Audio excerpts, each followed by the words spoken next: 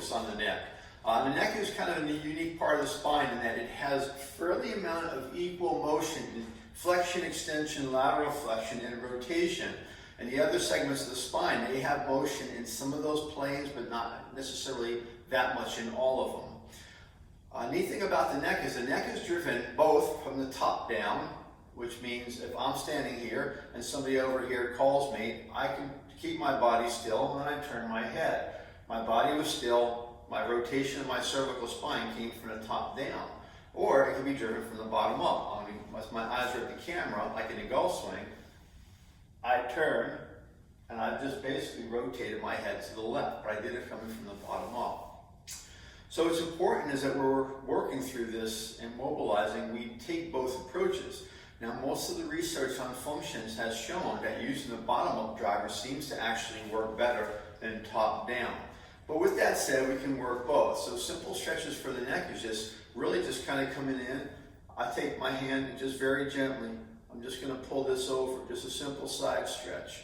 Now, once I've done that, I like to take the hand on this back angle, see if I can get the camera angle, and I'm just going to pull it on a bit of a diagonal. Now, in order to take that stretch further, I can take this arm and lock it back in through here. And then if I'm in here, I can drive that position. And of course, the same on the other side. Now, we teach this in the true stretch. You actually can anchor the bars. And as I anchor on the side, I can just gently pull. But I'm just trying to find very gentle mobility to pull. You're not pulling hard on these type of things. I do not go into extension, because again, it compresses what are called facet joints. You can go into pure flexion. The other thing is being able to take yourself and rotating and being able to rotate. I can rotate this, my head, and then just here, just gently drive a little bit of that motion from that taken up rotated position. But what I truly like best as far as mobilizing the head is using some of the patterns you've seen in other videos that we actually got the thoracic spine. So for example, if I do this posterior diagonal lunge and I sweep my hands around, but my eyes follow my hands, I don't get a whole lot of cervical rotation to the left. My eyes are kind of staying pretty in sync with my chest. But now if I do that, and if I want to take in my eyes, and if I look back at the camera and I'm trying to create that, I just created a lot of cervical rotation.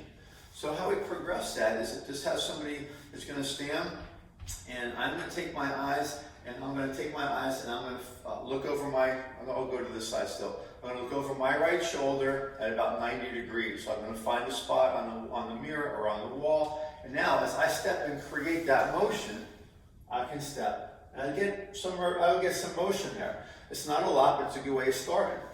I do that 10 times in that position. My eyes stay fixated on that spot. Then I can move my head to 45 degrees.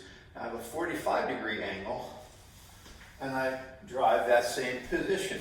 I'm driving my arms, and my eyes are staying there. And then the final position is, again, now straight ahead, because that's going to require the most motion. Then as I come here and I drive that around, I can come back and then drive that. And what I like to do for people who are a little bit stiff in there is do 10 on each side. And of course, we would reset. We would set the eyes here, step the pattern back on this position, and work the same thing. And a good pre and post test is if you stand someplace in your home, maybe mark a little spot, piece of paper on the floor, so you're hitting it. So and then from there, just turn and look over your shoulder and just see. Don't turn your whole body, but just look over your shoulder and out of the back. See what your peripheral vision can pick up and note it.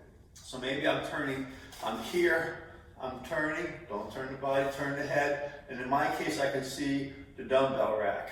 On this side, I can see the end of the partition going back to the ladies' locker room here. Now, after you've gone through these motions, go back and repeat the test, and you're going to notice you probably can go a little bit further if you were lacking motion. Now, if you have full range of motion of your neck, you might not notice a big deal. But for people who have limitations, when we test them, it's like turn your head, and they turn here, and then they're done. They run these positions I showed you, and all of a sudden they pick up. That motion gets a little bit more enhanced. So that's one way of addressing your neck, using both a little bit of a top-down, gentle pulling through, and versus the bottom up, which again, I think the bottom up is a little bit of a better, because it's more dynamic.